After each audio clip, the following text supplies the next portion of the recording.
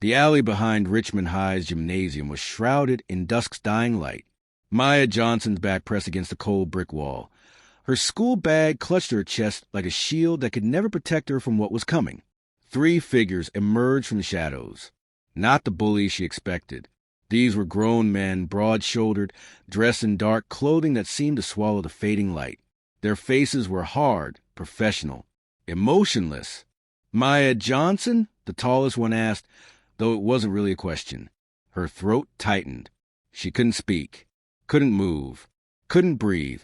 The man reached into his jacket, and Maya's entire world narrowed to that single motion. Time slowed to a crawl. She saw her mother's face, her father's smile, the college acceptance letter on her desk that she'd never get to use. "Richard Turner sends his regards," the man said, his hand emerging with dark metal that caught the last rays of sunlight. Maya's legs gave out. She slid down the wall, tears streaming down her face. Then a sound, distant at first, a low rumble that seemed to come from the earth itself. The 3 men froze, their heads snapping toward the parking lot entrance. The rumble grew louder, closer. Not 1 engine, not 2, dozens. The sound became thunder, a rolling, roaring wave of mechanical fury that shook the ground beneath their feet. The armed men looked at each other, panic replacing their professional calm. The thunder was right outside. This is Maya Johnson.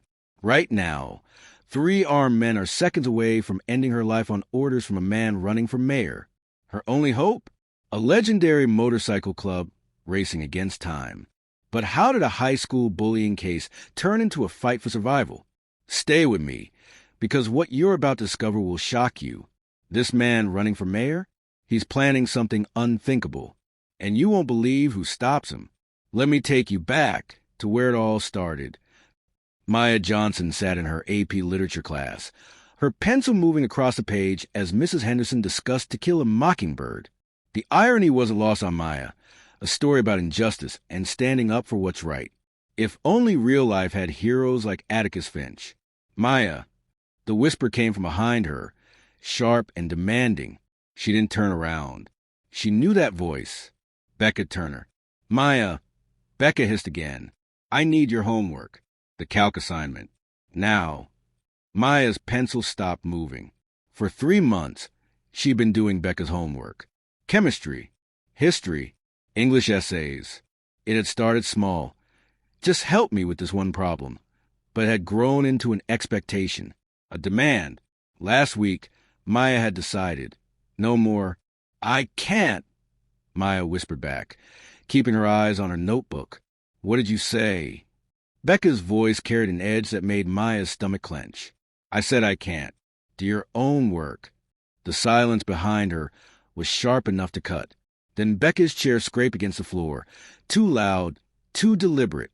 Mrs. Henderson looked up from her desk, but Becca's smile was all innocence. When the bell rang, Maya gathered her books quickly, but not quickly enough. Becca stepped into her path, flanked by her crew, Madison, Ashley, and Zoe. All perfectly styled hair and designer clothes that screamed money and privilege. "You embarrass me," Becca said softly, "in front of everyone." "I just said no," Maya replied, fighting to keep her voice steady. "Nobody says no to me." Becca's smile was cold. "You're going to learn that. My dad always says people like you need to learn your place. People like you." The words hung in the air, loaded with meaning. "Your dad," Maya said, surprised by her own boldness, "is running for mayor on family values.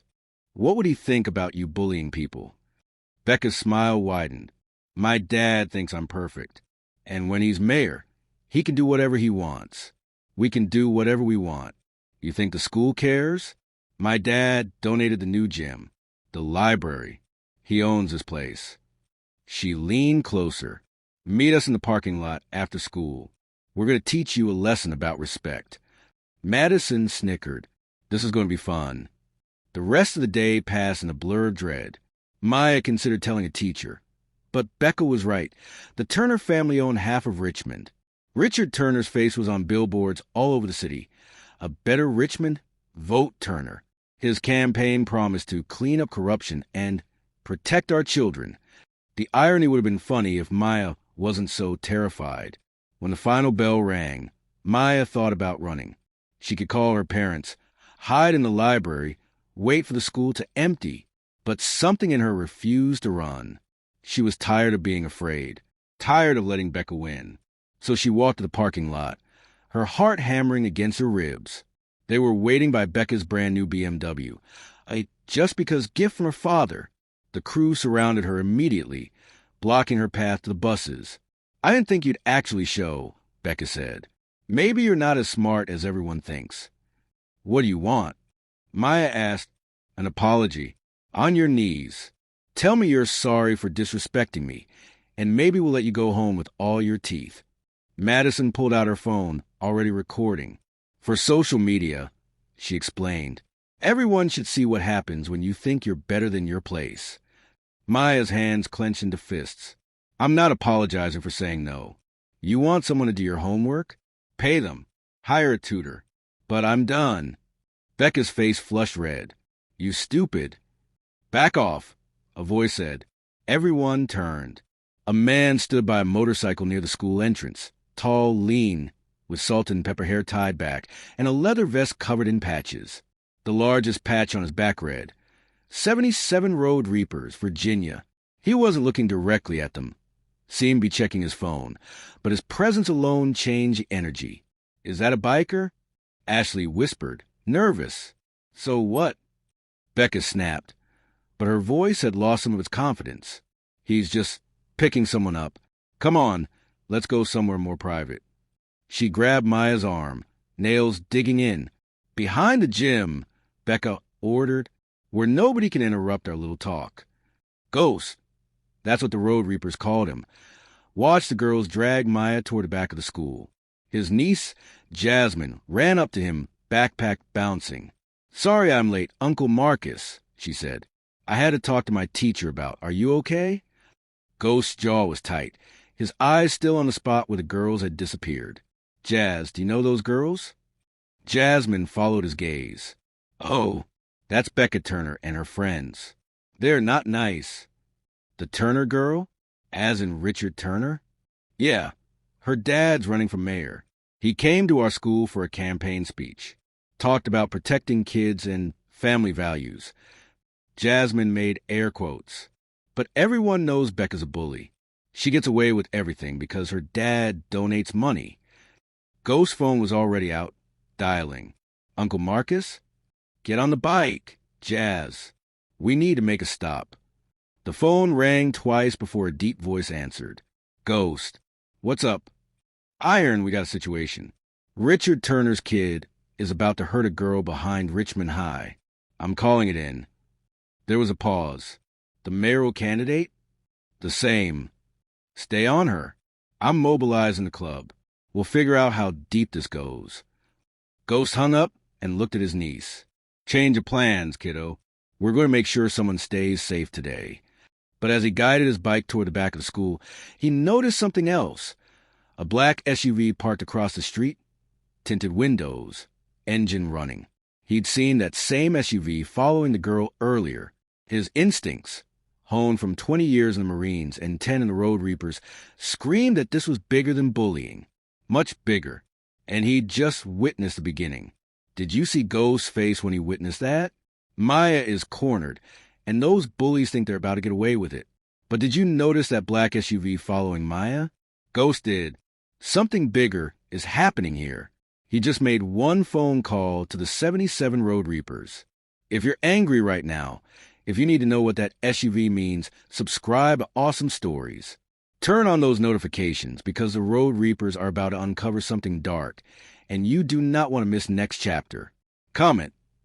Did you catch that detail about the SUV? What do you think Richard is really hiding? The 77 Road Reapers clubhouse sat on the outskirts of Richmond, a converted warehouse that had seen better days but wore its scars with pride. Inside, the walls were decorated with photos of brothers' past and present military medals and a faded American flag that had flown over Fallujah. This wasn't a gang. This was a brotherhood, mostly veterans who'd traded one uniform for another. Iron sat at the head of the scarred wooden table, his arms crossed over his chest. At 52, He was the club's president and its moral compass. Gray streaked his black beard, and a scar ran from his left eye to his jaw. A gift from Kandahar. "Talk to me, Ghost," he said. Ghost stood, still wearing his riding gloves. "Turner's kid, Becca, is leading a group of girls in systematic bullying. I watched them corner a girl named Maya Johnson. They were about to take her behind the gym." "You intervene?" asked Hawk, the club sergeant-at-arms. "Not yet. Called you first. But there's more."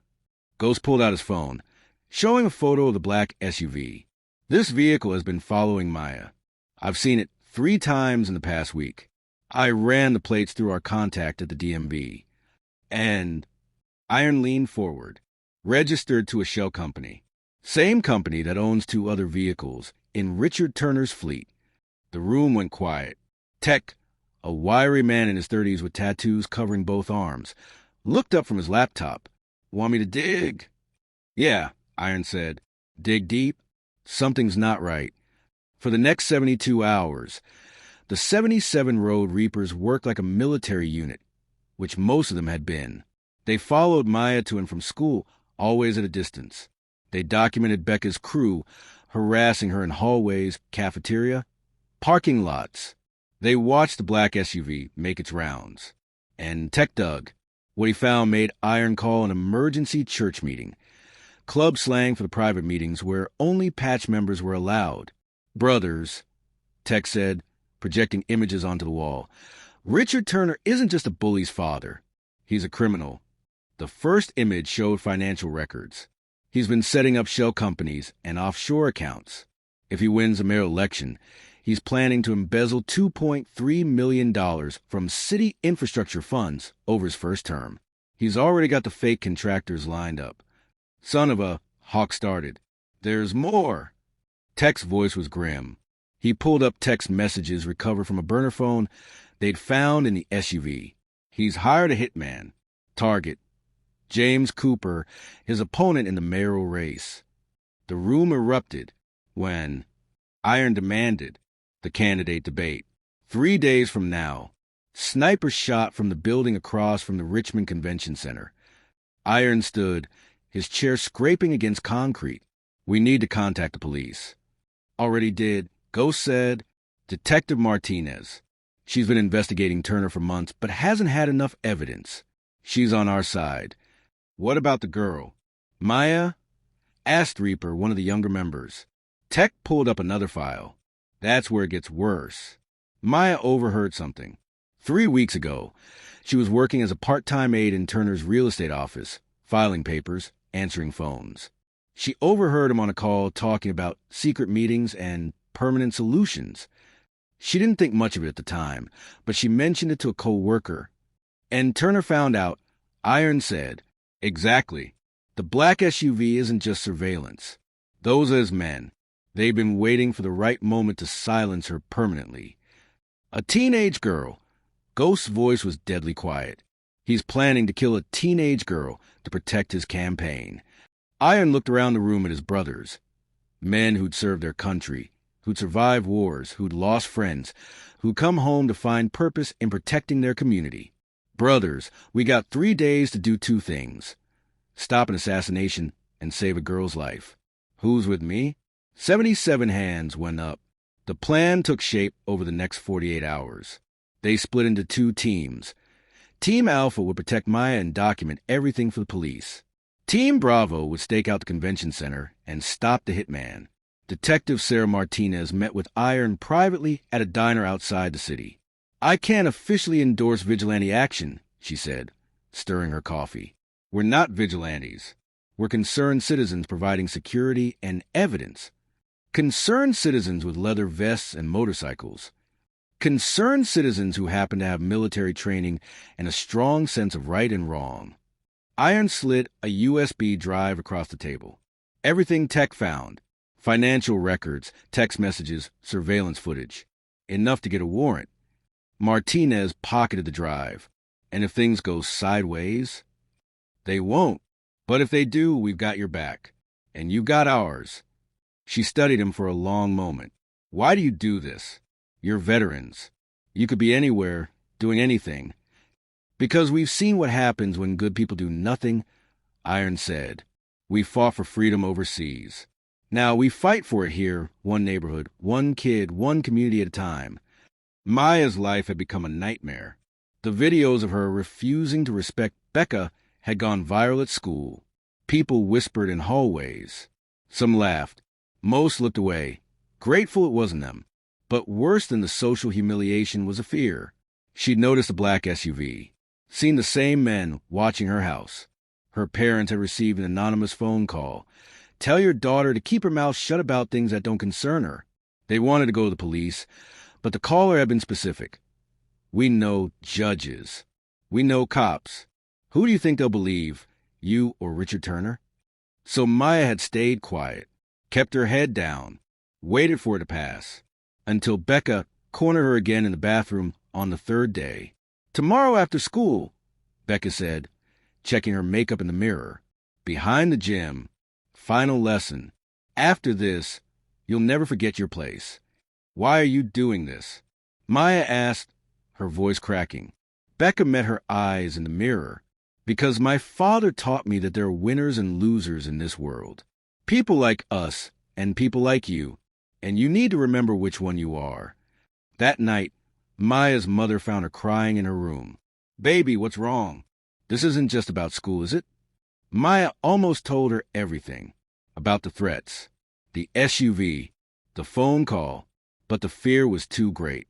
If something happened to her parents because of her, I'm fine, Mom. Just stressed about college applications. Her mother didn't believe her, but she didn't push. After her mom left, Maya's phone buzzed. An unknown number. Tomorrow, 3:30 p.m. behind the gym. Come alone. What happens next depends on how smart you are. But know this, you've been seen. You've been heard. And some conversations can't be unsaid. Maya's hand shook as she deleted the message. She thought about running, thought about hiding. But where could she go that Richard Turner's money and influence couldn't reach? So she made a decision. She would show up. She would face whatever came. And if something happened to her, at least her parents would know she'd been brave. She didn't know that outside her window, a road reaper named Ghost sat on his bike, watching her house. She didn't know that Detective Martinez was getting a warrant approved. She didn't know that 77 bikers were preparing for battle.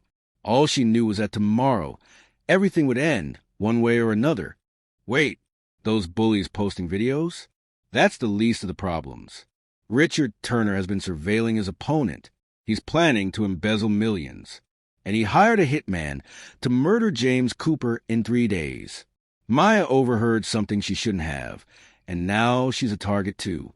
If you're shocked right now, if your heart is racing, smash that subscribe button on Awesome Stories.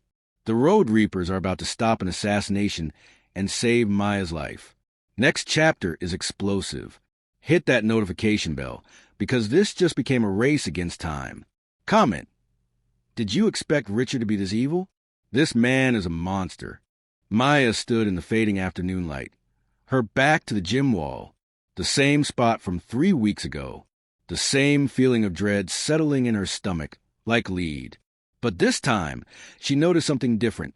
Becca and her crew were nervous. They kept looking over their shoulders, whispering to each other. Finally grew a spine and showed up, Becca said, but her usual confidence was cracking. Let's just get this over with, Madison muttered. I don't like this. Shut up, Becca snapped. My dad said. She stopped abruptly, her eyes widening. That's when Maya saw them. 3 men emerging from the shadows of the building. Not students, not teachers. Grown men in dark clothes. And they weren't here for Becca. They were here for Maya. What the hell? Ashley backed up. Becca, who are these guys? Becca's face had gone pale. I don't know. One of the men stepped forward, and Maya saw what he'd been concealing under his jacket. Her blood turned to ice. Maya Johnson, the man said, his voice flat and professional. Becca screamed. Oh my God, is that a... All of you, leave. Now, the man ordered. This doesn't concern you. But none of them could move. They were frozen in terror. Please, Maya whispered. I don't know anything. I won't say anything. Please. The man reached for something inside his jacket, and that's when the world exploded with sound. 3:18 p.m., Richmond Convention Center, rooftop across the street. Iron and 5 Road Reapers had been watching the building for 12 hours. They'd rotated shifts, stayed invisible, waited for the hitman to make his appearance. At 3:15, he showed up, professional, calm, carrying a guitar case that definitely didn't hold a guitar. Target acquired. Hawk whispered into his radio. Rooftop access, northeast corner. Copy that, Iron replied. Detective Martinez is en route. We hold position until... He's setting up, Reaper interrupted. We don't have time. Through binoculars, they watched the hitman assemble a rifle. High-powered, probably .308 caliber. James Cooper's debate was scheduled to start in 20 minutes. The shot would come during Cooper's opening statement, when all eyes were on the stage and security was focused inside. Not out. We move, Iron decided. Hawk, Reaper, with me. Rest of you, keep eyes on all exits. They moved like the military unit they'd once been, swift, silent, coordinated. Iron had been a Marine Scout sniper. He knew how these men thought, how they operated. They reached the rooftop access door, just as the hitman settled into position. You take left, I take right, Iron whispered. On 3. 1, 2, 3. They burst through the door. The hitman spun, reaching for a pistol, but Hawk was faster. He tackled the man, driving him away from a rifle. The weapon skittered across the rooftop. The hitman was trained. He got Hawk in a chokehold, but Reaper was already there, breaking the hold with a precise strike to the man's elbow. In 30 seconds, the hitman was face down, hands zip-tied behind his back. Clear, Iron said into his radio. Package secured. Someone called Detective Martinez. The hitman looked up, blood dripping from a split lip. You have no idea what you just did. Turner will be in federal prison, Iron said coldly. And you're to tell the police everything. Every payment. Every instruction. Every plan. I want a lawyer. You'll get one. Right after you explain why you were about to assassinate a mayoral candidate. Sirens wailed in the distance, getting closer. 3:18 p.m. Behind Richmond High School, simultaneously. The sound was like rolling thunder, deep, primal, overwhelming. It started as a distant rumble and grew into a roar that shook the ground. The armed man froze, his hand still inside his jacket. The sound grew louder, closer. Then they appear around the corner of the building. 30 motorcycles in perfect formation, their riders dressed in leather and patches, the setting sun glinting off chrome and metal. The 77 Road Reapers had arrived. Ghost was in the lead, and he didn't slow down until his bike was 10 feet from the armed men. The other Reapers fanned out, creating a wall of leather, chrome, and muscle between Maya and the threat. The engine sounds died, replaced by the clicking of kickstands and the creak of leather as 30 men dismounted. The armed man looked at his 2 companions, who looked equally panicked. They were outnumbered 10-1. Drop the weapon, Ghost said calmly. Put your hands where I can see them. Now. You don't understand, the man said. You're just about to go to prison for attempted murder, Ghost interrupted. Detective Martinez is already on her way. You've got 2 choices. Cooperate now, or we hold you here until she arrives.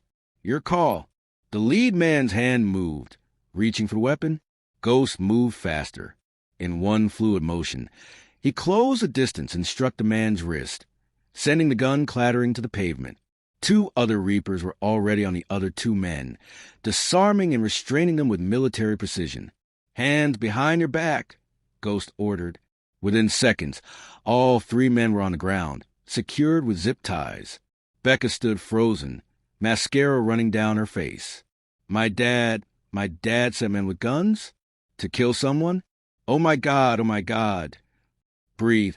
One of the Reapers, a woman named Raven, said gently, putting a hand on Becca's shoulder. You're safe now. Ghost walked over to Maya, who was still pressed against the wall. Trembling, he crouched down to her eye level. You're Maya, right? She nodded, unable to speak. My name's Ghost. I'm with the 77 Road Reapers. You're safe now. Nobody's going to hurt you. I don't understand, Maya whispered. How did you know? Long story. Let's just say we don't like bullies. Any kind of bullies. Police sirens approached, and Ghost stood. Detective Martinez is a friend of ours. She'll take your statement, and she'll make sure you're protected. But I need you to be brave a little bit longer and tell her everything you heard in Turner's office. Can you do that? Maya looked around at the circle of bikers, surrounding her like guardian angels in leather. She saw Becca crying, confused, scared. She saw the armed men on the ground. She saw the weapons that had been meant for her, and she found her voice. Yes, she said, I'll tell her everything. 5:47 p.m., 77 Road Reapers Clubhouse. Richard Turner burst through the door of the clubhouse like a man possessed. His expensive suit was disheveled, his usually perfect hair was wild, and his eyes held the look of a cornered animal. Iron and 5 other Reapers were waiting for him. You got a lot of nerve showing up here, Iron said calmly. You bastards, Richard screamed. You've ruined everything. Do you know what you've done? Stopped a murder? Saved a teenage girl? Prevented your embezzlement scheme. Iron counted on his fingers. Yeah, we know what we did. This is a mistake. I'm Richard Turner. I'm going to be the mayor of this city. No, Ghost said from the corner. You're not. Richard spun on him. You started this. That girl in the parking lot. You should have minded your own business. That girl has a name. Maya Johnson. And protecting kids, is our business. Richard's face twisted with rage. He pulled a checkbook from his jacket. Fine. You want money? I'll give you money. $100,000. Split however you want. Just forget everything you saw. Destroy the evidence. Disappear. He threw the check on the table. Nobody moved. Take the money. Richard screamed. Take it and go away. We can't be bought, Iron said quietly. Richard laughed. A desperate, unhinged sound. Everyone can be bought. Everyone has a price. Then you've been dealing with the wrong kind of people, Hawk said. Richard's demeanor changed completely. The desperation vanished, replaced by cold menace. You stupid bikers think you're heroes? You're criminals. Gang members. I know judges. I know prosecutors. I know every cop in the city. I'll have you all arrested. I'll claim you were the ones trying to kill Cooper. I'll say you planted that evidence. Who do you think they'll believe? A respected businessman or a bunch of thugs on motorcycles? That's where you're wrong, a new voice said. Detective Sarah Martinez stepped into the clubhouse, followed by 4 uniformed officers. Richard's face went white. Sarah, thank God, these men. Richard Turner, you're under arrest for conspiracy to commit murder, attempted murder, conspiracy to commit embezzlement, fraud, witness intimidation, and about 15 other charges that the DA is very excited to explain to you. You can't be serious. You're going to believe these bikers over me? Martinez pulled out her phone, playing a recording. Richard's voice filled the clubhouse. Take the money, take it and go away, followed by, I'll claim you were the ones trying to kill Cooper. We've been recording for the last 5 minutes. Martinez said, you just confessed conspiracy and attempted bribery. Also, your hitman is singing like canary. He's giving us everything. Every payment, every instruction, every detail of your embezzlement scheme. No, Richard whispered. No, no, no. Turn around. Hand behind your back. Do you know who I am? Richard screamed as the handcuffs clicked into place. I'm Richard Turner. You can't do this to me. I'll destroy you. I'll destroy all of you. I have power. I have money. You have the right to remain silent, Martinez interrupted. I suggest you use it. As the officers led him toward the door, Richard turned back to Iron. You have no idea who you're messing with. This isn't over. I'll be out in 24 hours, and when I am... No, you won't, Martinez said. Federal charges, Richard. No bail for attempted murder of a political candidate. You're going to spend a very long time thinking about your choices. Richard tried to fight, but the officers were already dragging him out. The clubhouse fell silent. Well, Ghost finally said, "That went better than expected." Iron looked at his brothers. Phase 1 complete. Now comes the hard part. Justice. And healing. End Chapter 3. 77 Road Reapers split up to stop 2 crimes at once. Richard sent armed men to kill Maya, a teenage girl, and a sniper to assassinate James Cooper. But the Road Reapers stopped both. When Richard tried to bribe Iron with $100,000 and then threatened to frame them for murder. If you're cheering right now seeing Richard in handcuffs, if you can't believe the Road Reapers just stopped a murder and an assassination, subscribe to Awesome Stories. Next chapter is a trial, and Richmond will finally see who Richard Turner really is. Turn on notifications because justice is about to be served. Comment. Which moment got you more, saving Maya or stopping that assassin? Let us know. The trial of Richard Turner became the biggest story Virginia had seen in decades. News vans lined the street outside the courthouse. National media picked up the story. Mayoral candidate accused of murder plot. CNN, Fox News, MSNBC, they all sent crews. Inside, the courtroom was packed beyond capacity. Every seat was filled, and people stood along the walls. Security had to turn away dozens more. Maya sat in the witness section, flanked by her parents and Ghost, who become her unofficial protector. She wore a simple blue dress and kept her hands folded in her lap to stop them from shaking. Across the aisle, Richard Turner sat at the defense table in an expensive suit, his hands cuffed in front of him. His lawyer, one of Richmond's most expensive, whispered furiously in his ear, but Richard's face remained blank, emotionless, but his eyes burned with rage every time they landed on Maya. Judge Patricia Williams, a no-nonsense woman in her 60s, banged her gavel. The Commonwealth of Virginia versus Richard Matthew Turner. The defendant is charged in conspiracy to commit murder, attempted murder, conspiracy to commit embezzlement, fraud in the first degree, and witness intimidation. How does a defendant plead? Not guilty, Your Honor, Richard's lawyer said smoothly. The prosecution, led by Assistant District Attorney James Chun, stood. Your Honor, the Commonwealth intends to prove beyond reasonable doubt that Richard Turner orchestrated a plan to embezzle $2.3 million from city funds, hired an assassin to murder his political opponent, and attempted to silence a teenage witness by ordering her execution.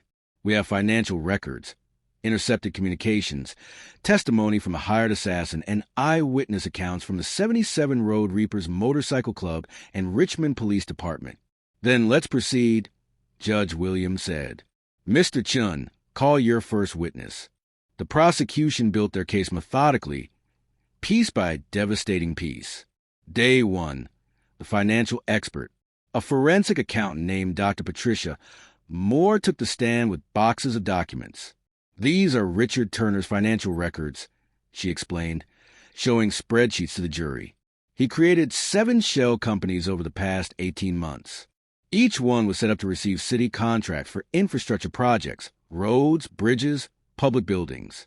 But none of these companies have employees. No equipment, no actual capacity to do the work. What was the purpose of these companies? Chin asked, to funnel money out of Richmond and into offshore accounts. Once Turner was elected mayor, he would award contracts to his shell companies. The work would never be done, or would be done by subcontractors at a fraction of the cost. The difference, approximately $2.3 million, would disappear into accounts in the Cayman Islands. Objection. Turner's lawyer shot up. Speculation. There's no proof my client intended. The email communications clearly show intent, Dr. Moore interrupted calmly. She pulled up an email on the screen. This is from Richard Turner to his accountant, dated 6 weeks before his arrest. Quote, once I'm mayor, we move forward with a road project shell game. Make sure the money's untraceable. I want to be fishing in the Caribbean while Richmond thinks I'm fixing their potholes. End quote. The courtroom erupted in whispers. Richard's face remained stone, but a vein throbbed in his temple. Day 2, the hitman, Marcus the Ghost Thompson, no relation to the Road Reaper, was led into the courtroom in an orange jumpsuit and shackles. The professional killer who'd been caught on the rooftop. Mr. Thompson, Chin began, you've agreed to testify in exchange for a reduced sentence. Tell the jury how you met Richard Turner. Thompson's voice was flat, emotionless. He contacted me through an intermediary 6 months ago. Said he needed someone removed. Permanently. Who was the target? James Cooper, Turner's opponent in the mayoral race. And you agreed? The money was good. $200,000. Half up front, half after completion. Did Richard Turner tell you why he wanted James Cooper dead? Said Cooper was in his way. That Cooper was digging into his finances and was getting too close to discovering the embezzlement scheme. With Cooper dead, Turner would win the election by default, and the investigation would die too. How were you supposed to carry out the assassination? Sniper shot during the candidate debate. Turner provided me with Cooper's schedule, security details, and the building plans. He'd even arranged for the rooftop door to be unlocked. But you didn't succeed. Thompson's jaw tightened. The 77 Road Reapers stopped me. Military trained. They knew what they were doing. Mr. Thompson, do you see the man who hired you in this courtroom? Yes. Can you point him out? Thompson's finger shot toward Richard Turner. Right there. That's the man who paid me to commit murder. Richard leaned over and whispered something to his lawyer, who nodded. No further questions, Chin said. Day 3. Detective Martinez. Sarah Martinez took the stand in her dress uniform, medals on her chest. Detective Martinez, how long have you been investigating Richard Turner? 8 months. I received tips about potential fraud in his real estate business. The deeper I dug, the more I found shell companies, offshore accounts, threatening behavior toward business rivals. But I didn't have enough evidence to make an arrest until the 77 Road Reapers contacted me. Tell us about that. A member of the club, Marcus Johnson, they call him Ghost, contacted me about suspicious activity around a teenage girl named Maya Johnson. They'd been watching her, protecting her, because they believed she was in danger. When their tech specialist, Brian Torres, analyzed evidence they collected, they found proof of both the embezzlement scheme and the assassination plot. Did the Road Reapers operate outside the law? No. Everything they did was legal. They surveilled, they documented, they provided evidence.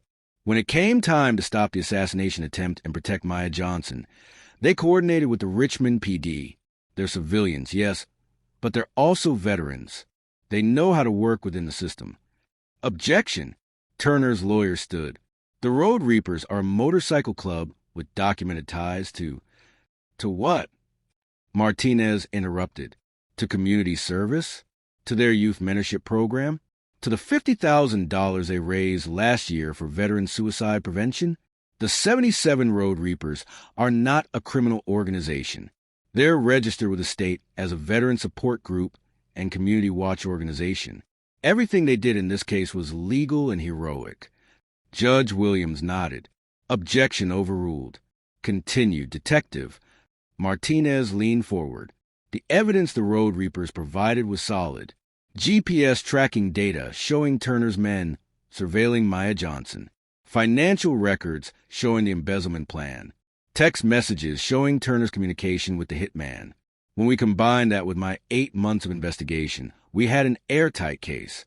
And on the day of the arrest, Richard Turner attempted to bribe the Road Reapers? Yes, $100,000. We have video and audio recordings of the entire conversation. He also threatened them, claiming he would frame them for the assassination attempt. Chun played the recording for the jury. Richard's voice filled the courtroom. I'll claim you were the ones trying to kill Cooper. Who do you think they'll believe? A respected businessman or a bunch of thugs on motorcycles? Several jurors shook their heads in disgust. Day 4, Maya Johnson. This was the moment Maya had been dreading for 2 months. Ghost squeezed her shoulder as she stood. You've got this, he whispered. Just tell the truth. Maya walked the witness stand on shaky legs. She placed her hand on the Bible, swore to tell the truth, and sat down. Richard Turner's eyes bored into her. That same predatory smile from the campaign posters. Ms. Johnson, Chin said gently, Can you tell us about your experience working for Turner Real Estate? Maya's voice was barely above a whisper. I was a part-time office assistant, filing papers, answering phones, making copies. It was just supposed to be a summer job before senior year. And did something happen during that time? Yes. One day, Mr. Turner was on a conference call in his office. The door was open and I was filing papers nearby. I heard him talking about secret meetings and permanent solutions and making problems disappear. I didn't think much of it at the time. I thought it was just business talk. What happened next? A few weeks later, I mentioned it to my supervisor, just casually, asking if all business deals were that intense. She got really quiet and told me to forget I heard anything. The next day, I was fired. They said budget cuts, but I knew. And then, Maya's voice cracked. Then the bullying started. Becca Turner, his daughter, suddenly focused all her attention on me. At first, I thought it was just because I said no to doing her homework. But then I noticed the black SUV, the men following me, the threatening phone calls to my parents. Were you scared? Terrified? Tears ran down Maya's face. I knew what I'd heard. I knew Mr. Turner was planning something illegal, and I knew he knew that I knew. I thought if I just kept quiet, maybe he'd leave me alone. But he didn't. No, he sent men with guns to kill me. Can you tell us about that day? Maya described the scene behind the gym, Beck and her friends, the armed men emerging from the shadows, the moment she thought she would die. And then the motorcycles came, she said, her voice stronger now. 30 road reapers. They saved my life. They didn't use violence. They just surrounded us, protected us, made sure we were safe until the police arrived. Chun let that sink in. Ms. Johnson, do you see the man who ordered your death in this courtroom? Maya looked directly at Richard Turner. He stared back, his face blank. Yes, Maya said clearly. Richard Turner. He's right there. No further questions. Richard's lawyer stood for cross-examination, trying to poke holes in her story. But Maya didn't waver. She answered every question calmly, truthfully. When it was over, she walked back to her seat. Ghost gave her a small nod of approval. Day 5, Becca Turner. The courtroom gasped when Becca's name was called. Richard's own daughter was testifying against him. Becca looked nothing like the confident bully from 2 months ago. She was thin, pale, her eyes red from crying. She wore a simple black dress and no makeup. Ms. Turner, Chin said gently, I know this is difficult. Take your time. Becca's voice shook. I need to say this. I need everyone to know the truth. Tell us about your relationship with your father. I thought he was perfect. He was charming, successful, everyone loved him. He taught me that there were winners and losers in life.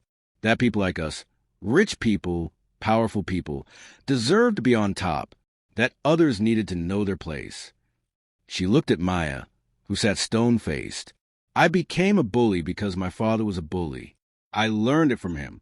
Every time I hurt someone, every time I used my family's money and power to get away with something, I was just being what he taught me to be. Did you know about his criminal activities? No. Becca's voice broke. I swear I didn't know. I thought the SUV following Maya was just making sure I was safe at school. I thought his business meetings were legitimate. I had no idea he hired people to kill. No idea about the embezzlement. No idea he was a monster. When did you realize? When the road reapers showed up behind the school, and I saw those men with guns. In that moment, I realized my father had sent them to kill Maya because she'd overheard something. And I realized that if he could order the death of a teenage girl to protect his secrets, he could do anything. He would do anything. She turned to face her father directly. I loved you, Becca said, tears streaming down her face. I thought you were a hero, but you're not. You're a monster. And I'm testifying against you because what you did was wrong. What you taught me was wrong. And I'm so sorry for what I did to Maya and everyone else. I'm going to spend the rest of my life trying to be better than what you made me. Richard's mask finally cracked. Becca, you don't know what you were. Quiet, Judge Williams snapped. But it was too late. The jury had seen Richard Turner lose control, had seen the real man beneath the polished exterior. Day 7. Closing arguments. Chin stood before the jury, his voice steady and passionate. Ladies and gentlemen, the evidence is clear. Richard Turner is not the man he pretended to be. He's not a family man or a community leader. He's a criminal. He planned to steal millions from this city. He hired a hitman to assassinate his political opponent. He ordered the execution of a teenage girl to silence her. He threatened and bribed and manipulated everyone around him. He gestured to the evidence tables, boxes of documents, recordings, photographs. But he made a mistake. He underestimated the courage of Maya Johnson, who refused to be silenced. He underestimated the integrity of the 77 Road Reapers, who couldn't be bought or intimidated. He underestimated his own daughter, who found the strength to tell the truth. Chin paused, meeting each juror's eyes. This isn't about politics. This isn't about motorcycles or social status or power. This is about right and wrong, about justice, about protecting the innocent and holding the guilty accountable. Richard Turner thought he was above the law. Prove him wrong. Find him guilty on all counts.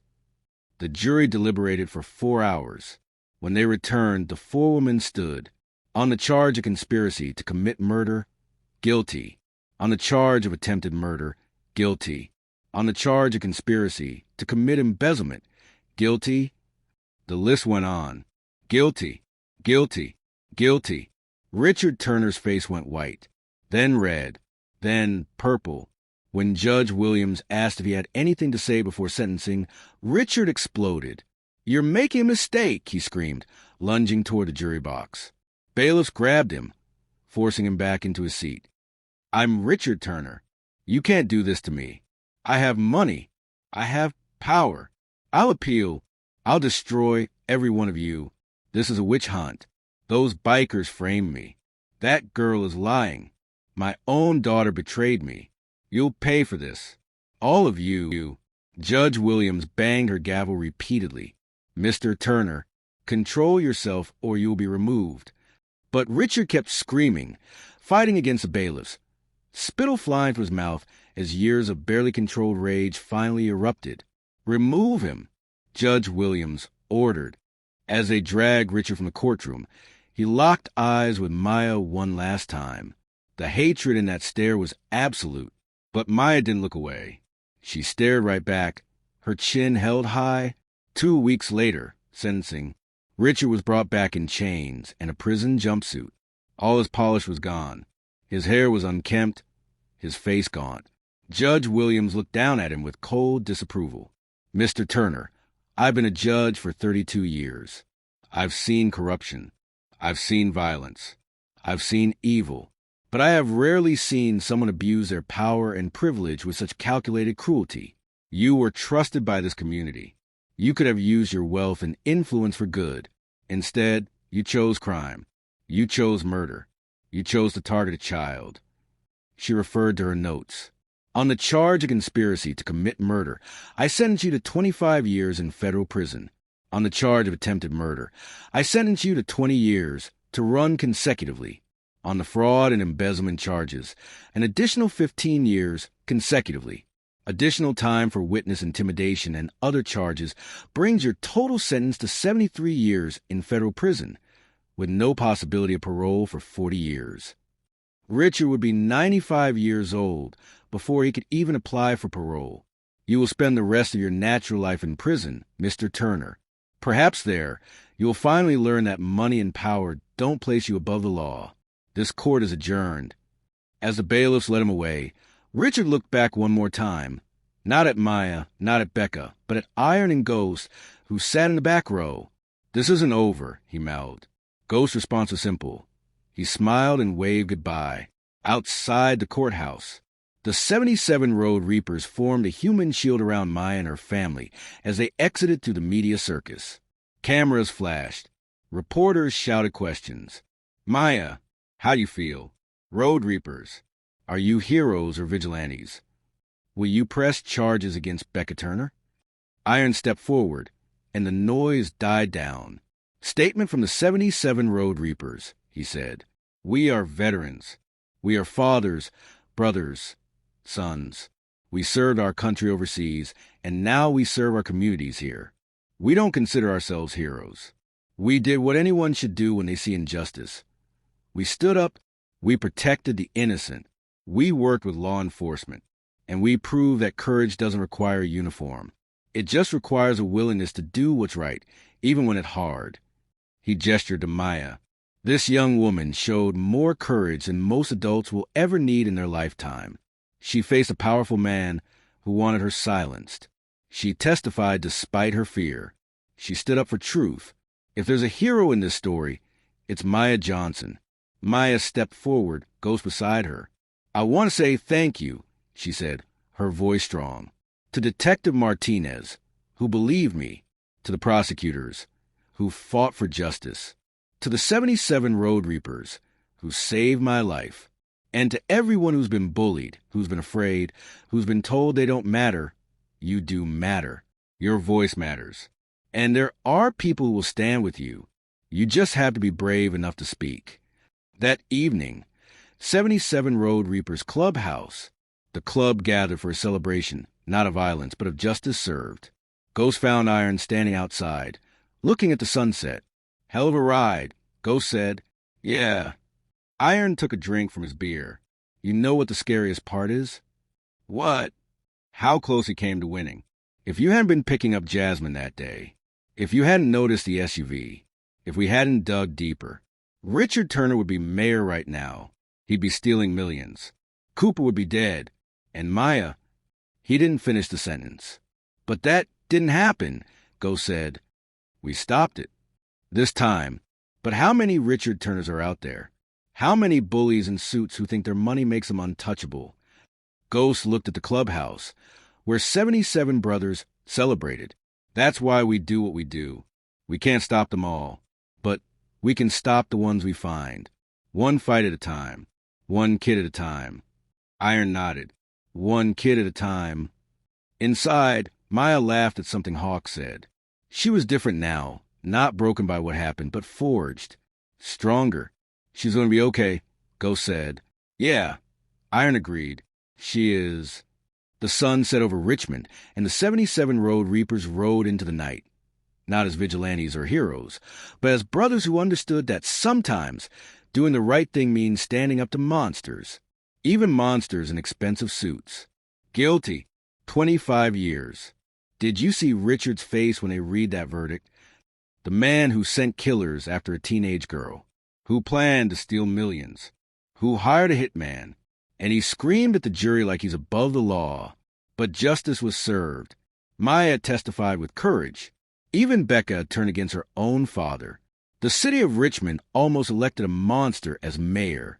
If you're feeling vindicated right now, if you're proud of Maya's bravery, subscribe to Awesome Stories. Next chapter shows the beautiful healing, and there's one more surprise. Hit that notification bell. Comment. Did Richard get enough time? Should have been more? 1 year later, the late October sun painted Richmond in shades of gold and amber, the same colors that filled the sky on that day a year ago when everything changed. But the city that Maya Johnson walked through now was different. Or maybe she was different. Probably both. She adjusted the strap of her backpack and smiled at the campaign poster on the school bulletin board. Maya Johnson for student body president. A voice for the voiceless. She won by a landslide. Ms. President. Jasmine, Ghost niece, ran up and fell into step beside her. The freshman had become Maya's shadow, her mentee, her little sister in everything but blood. "You ready for the peer counseling session?" Maya asked. "Always." We got 3 new referrals this week. The peer counseling program had been Maya's idea. Train students who could help others dealing with bullying, depression, anxiety, or just life's ordinary struggles. In 1 year, they'd helped over 50 students. The program was being copied by schools across Virginia. "How's the college essay coming?" Jasmine asked. "Almost done. I'm writing about second chances and finding strength in the darkest moments." The Road Reapers? Everything. They passed a group of students, and Maya noticed something she never would have seen a year ago. 3 kids surrounding another, blocking his path, laughing. The body language was aggressive, predatory, bullying. Maya's stride didn't break. Jazz, call Ghost. Tell him we need backup at the school. Then find a teacher. On it, Maya walked straight up to the group. The target was a scrawny freshman with thick glasses and a scared expression. The bullies were all bigger, all older.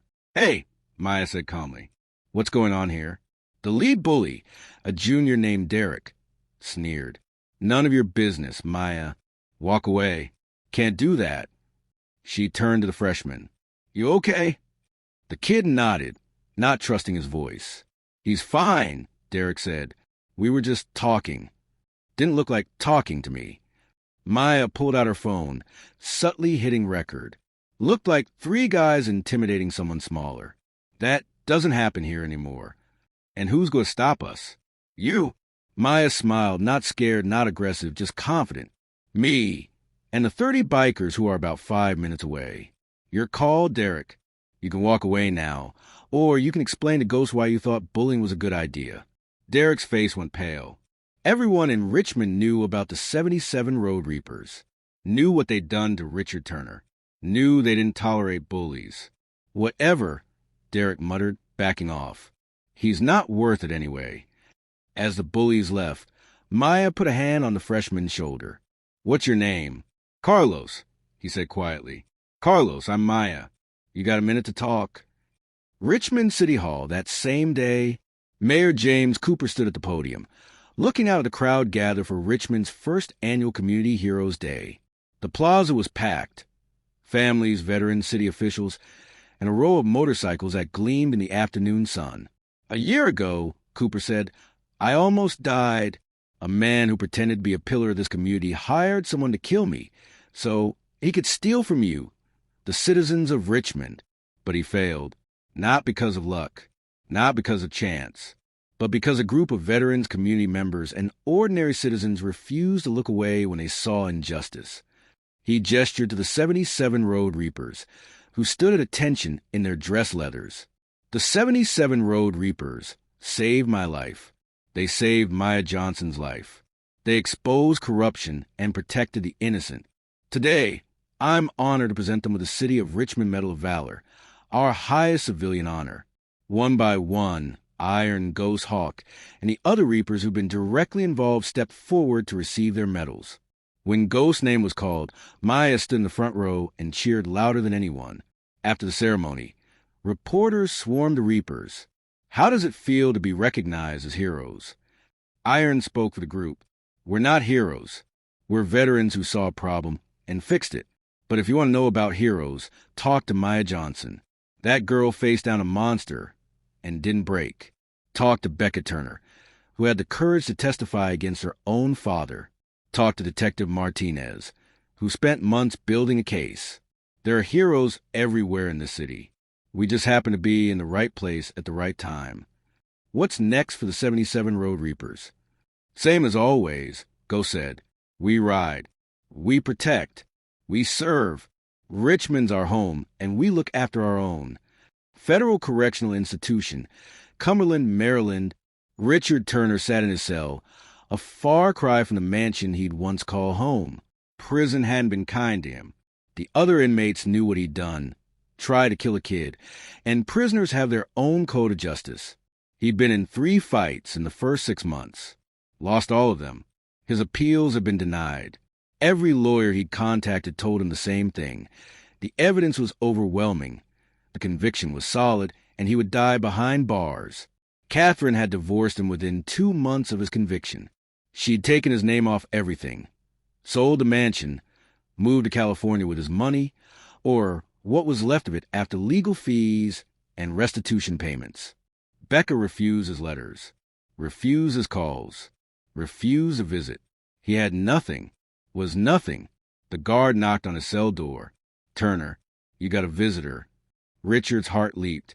Finally, maybe Becca had forgiven him. Maybe, but it wasn't Becca. Detective Sarah Martinez sat across from him in the visitor's room, her badge clearly visible. "What do you want?" Richard growled. Just to let you know, James Cooper is doing great as mayor. Crime's down. Community programs are thriving. The 77 Road Reapers are officially recognized as community heroes. They mentor at-risk kids now, including several who are in gangs. Richard's jaw clenched. And Maya Johnson? She's student body president. Straight A's. Full ride scholarship to UVA. She's starting a nonprofit to help bullying victims.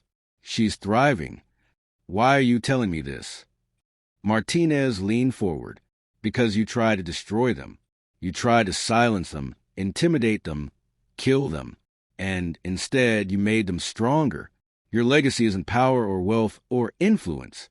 It's that you made heroes out of people you tried to hurt. Every success Maya has, every life the Road Reapers save, every day Cooper serves as mayor, that's your legacy. You failed, completely and totally. She stood to leave. Wait, Richard called. What about my daughter? Becca, how is she? Martinez paused. She's healing. Therapy, college applications, volunteer work. She's becoming the person she always could have been. If you hadn't poisoned her with your hate. She looked back at him. She asked me to tell you something. She said, tell my father I forgive him, but I never want to see him again. The door closed, and Richard was alone. Richmond High School, after school, Maya sat across from Carlos in the peer counseling room. He'd opened up over the past hour. About the bullying, about the fear, about feeling powerless. It gets better, Maya promised. I know it doesn't feel like it now, but it does.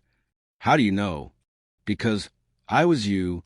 A year ago, I was exactly where you are. Scared, alone, thinking nobody cared. What changed? I found people who gave a damn. And I learned that asking for help isn't weakness, it's strength. There was a knock on the door. Ghost stepped in, followed by 2 other Road Reapers. Heard someone needed backup. Ghost said. Carlos's eyes went wide. You're the guys from the news, the ones who saved that girl. Saved Maya. That's us, Ghost said. He crouched down to Carlos's level. Maya tells me you're having a rough time. Some older kids giving you problems? It's nothing. I can handle it. Probably can, Ghost agreed. But you don't have to handle it alone.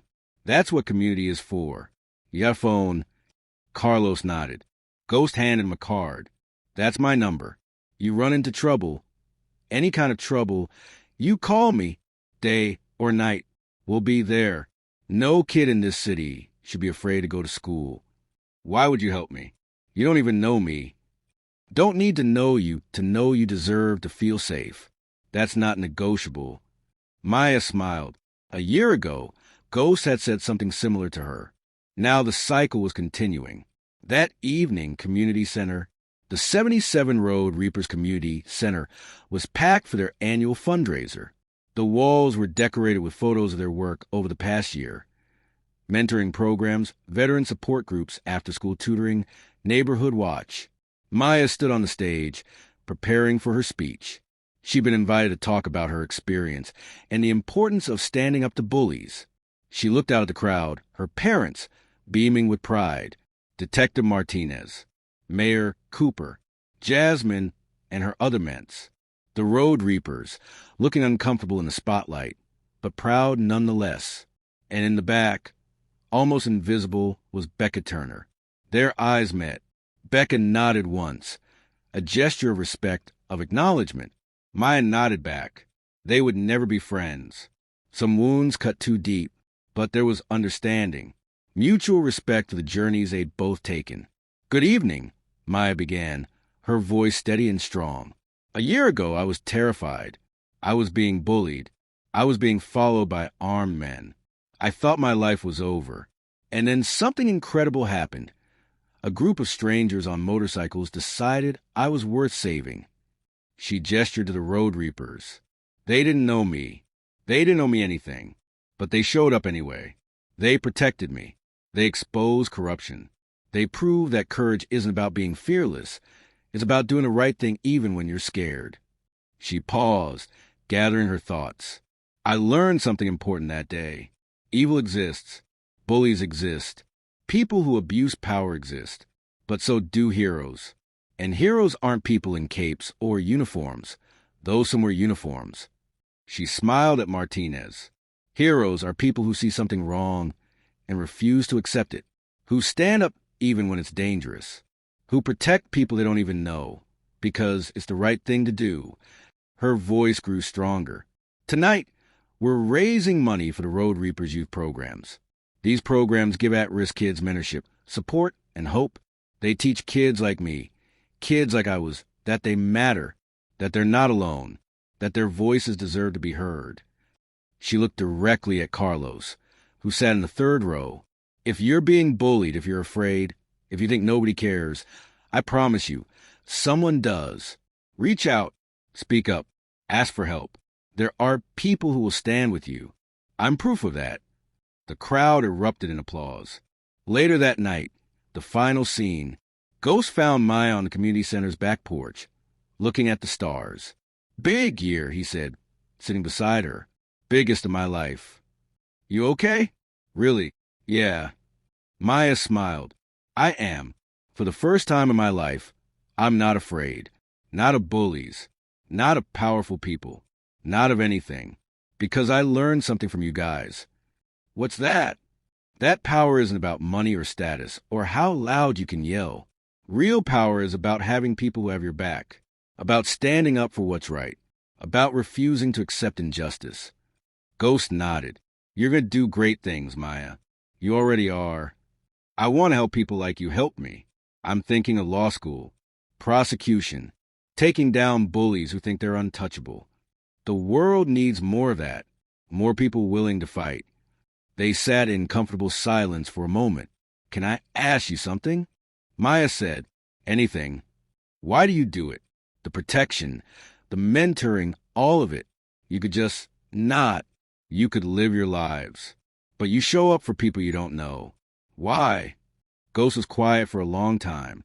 When I came back from Afghanistan, I was lost. I'd spent years fighting for something bigger than myself, and suddenly I was just me. No mission, no purpose. The Road Reapers gave me that purpose back. We all fought for freedom overseas. Now we fight for it here, one kid, one neighborhood, one community at a time. He looked at her. You ask why we show up for people we don't know. Because somebody has to. Because evil only wins when good people do nothing. Because every kid deserves to feel safe. And because he smiled. Because sometimes you meet a kid like you, and you realize that saving one person can change the world. Maya's eyes filled with tears. You changed mine. No, Ghost said gently. We just gave you a chance to change it yourself. 3 months later, spring, the text came at 2:47 p.m. on a Tuesday. Carlos, there's a new kid being bullied. Behind the gym. Same spot. Can you come? Maya was in calculus class. She showed the text to her teacher, Ms. Rodriguez, who nodded immediately. Go. Maya ran through the halls, texting as she went. Maya to Ghost, behind the gym. Now, bring backup. Ghost, on our way. By the time Maya reached the back of the school, she found Carlos standing between a terrified freshman, a small girl with curly hair and wide eyes, and 3 older students. Back off, Carlos was saying, his voice shaking but determined. I called the Road Reapers. They're coming. The bullies laughed. You think we're scared of a bunch of old guys on motorcycles? Then they heard it. That sound. That beautiful, terrifying sound. 77 motorcycle engines, roaring like thunder. The bullies' faces went white. The motorcycles poured into the parking lot. A river of chrome and leather and righteous purpose. They parked in formation, and 77 riders dismounted as one. Iron led the way, Ghost at his side. The bullies ran. Actually ran, stumbling over each other in their panic to get away. Ghost walked up to Carlos and put a hand on his shoulder. Good job. You did exactly right. Carlos was shaking, but he was smiling. I remember what you said. Don't face it alone. Maya knelt beside the freshman girl. Hey, I'm Maya. What's your name?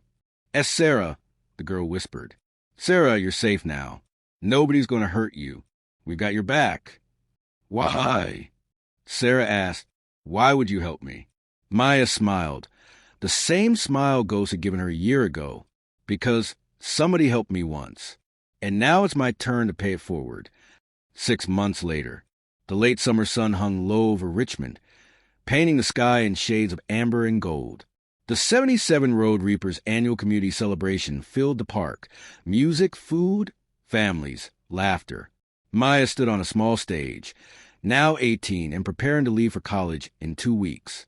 "Before I go," she said into the microphone, "I want to say thank you to the 77 Road Reapers who taught me what courage looks like, to Detective Martinez, who showed me that justice is possible, to my parents, who never stopped believing in me, to Jasmine and Carlos and Sarah and all the others.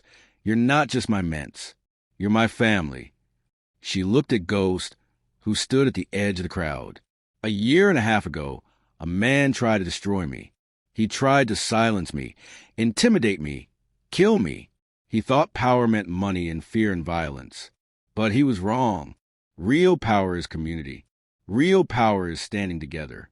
Real power is refusing to accept injustice." She held up a photo, the front page of the Richmond Times from a year ago, showing Richard Turner being led away in handcuffs. That man is in prison. He lost everything. And you know what his legacy is? His legacy is that he made us stronger. He made me find my voice.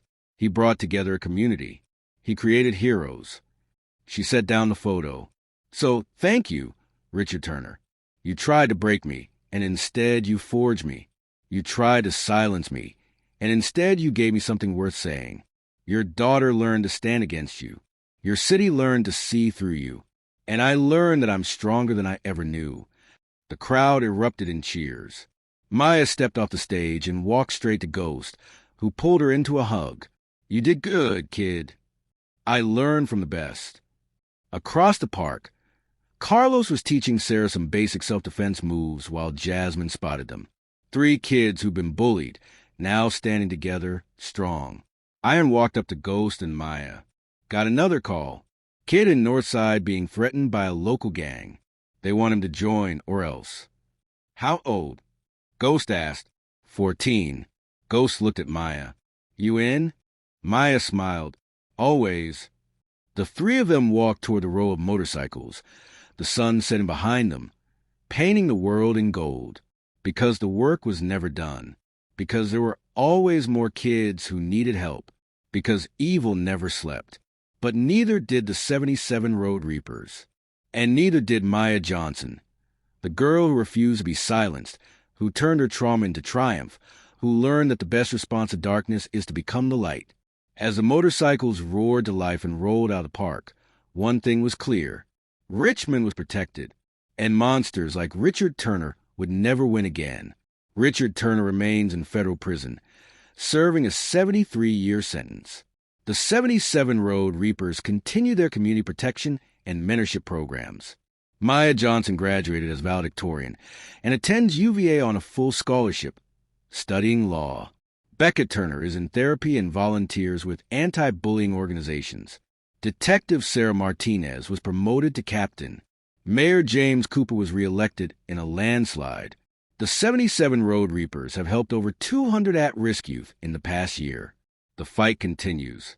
1 year, and look at Maya now, class president, mentoring others, heading to college, living her best life, while Richard Turner rots in prison where he belongs. But did you see that?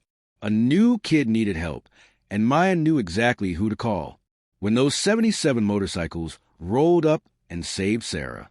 That's what heroes do. Carlos learned from Maya. Sarah learned from Carlos. The cycle continues. If this story gave you all the emotions, if you're crying happy tears right now, if you're inspired by Maya's complete transformation from victim to hero, subscribe to Awesome Stories right now. We got more incredible tales of courage, justice, redemption, and the brotherhood of the road. Turn on all notifications because every story we tell will have you invested from start to finish. Comment. What was your favorite moment? The arrest? The verdict? Maya's speech? The 77 bikes saving Carlos and Sarah? Tell us everything. Should we do more 77 Road Reaper stories? Your comments tell us what you want to see. Share this with someone who needs hope. Share it with someone who's being bullied. Share it with someone who needs to believe that good people still exist.